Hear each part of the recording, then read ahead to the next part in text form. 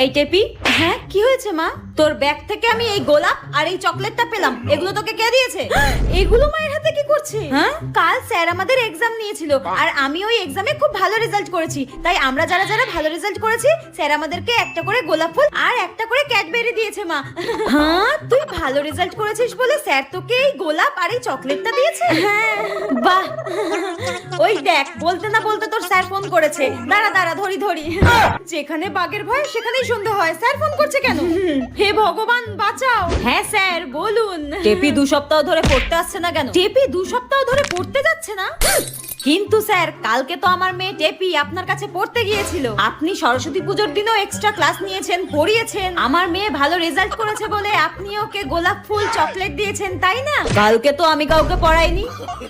ঠিক আছে, আপনি রাখুন, আমার মেয়েকে আমি দেখছি। টেপি তুই আজকে শেষ আমার হাতে, তোকে আজকে আমি